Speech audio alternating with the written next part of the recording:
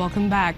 A federal high court sitting in Wawa, Niger State, has sentenced a 22-year-old Boko Haram member, Abba Umar, to 60 years in prison. The court found Umar guilty of 4 terrorism-related charges on count 1, being a member of the proscribed Boko Haram sect. The judge sentenced Abba Umar to 15 years in prison. He is to serve 30 years for attempting to commit an act of terrorism and another 60 years in prison on count 3 for committing an act of terrorism on Bama community, Goza, and military barracks. The terrorist will also serve another 15 years in prison for receiving terrorism training and 5 years for failing to disclose information on Abubakar Shakal. All sentences are to run concurrently. The trial judge, however, told prison authorities to ensure that the convict undergoes serious de-radicalization of his beliefs while in custody. African designers presented their latest collections at the 2018 South African Menswear Week in Cape Town. Featuring a mix of street and high-end trends, the event brings together young and established designers to market the sector, which is set to be growing faster than the women's fashion. Over 30 African designers unveiled their latest autumn-winter collections at the South African Menswear Week in Cape Town. The event attracts established and upcoming designers from parts of the continent twice a year to showcase their work at the only fashion event in Africa dedicated to promoting menswear.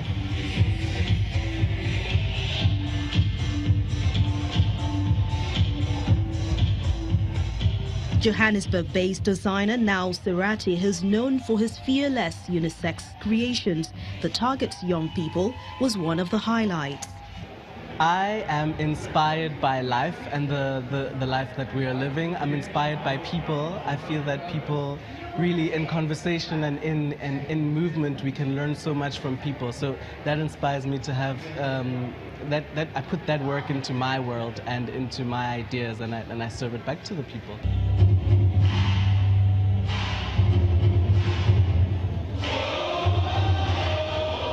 Athenkosi Mfungula's work was a crowd favorite.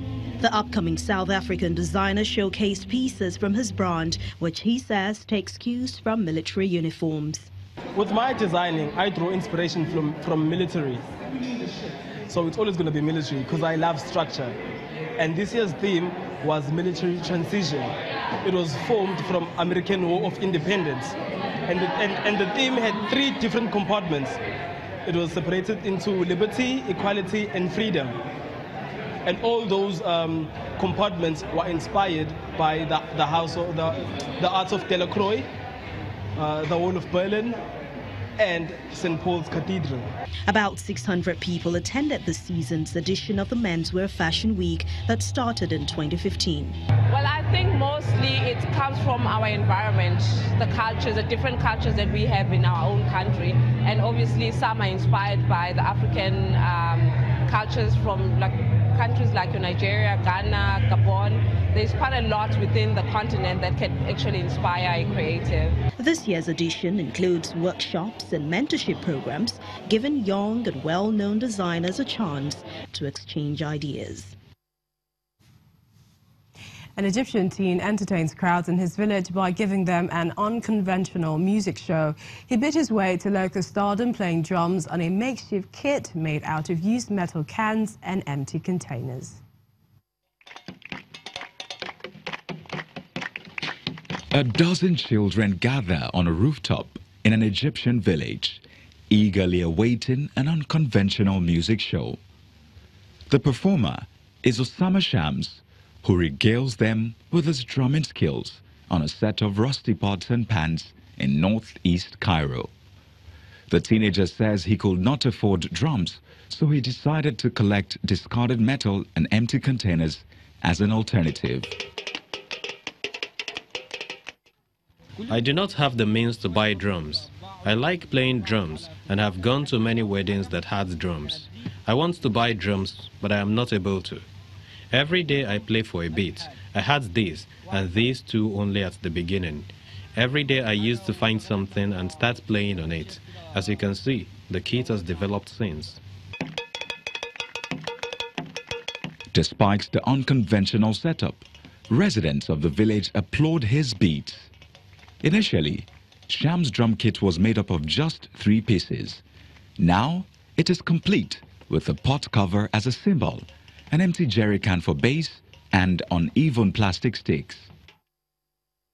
Refreshingly different.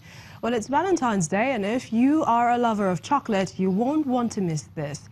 Ugandan chocolate maker is hoping to promote his brand made from locally grown cocoa beans as his ultimate way to show love. This year, Uganda is best known as a coffee producer, ranking as Africa's biggest exporter, but it is keen to boost output from other cash crops such as cocoa. In Uganda's capital, Kampala, Stephen Sembuya is making chocolate at his confectionery factory. The chocolatier and his co-founder started the company in 2014 to create a business that could process cocoa beans from his family's plantation.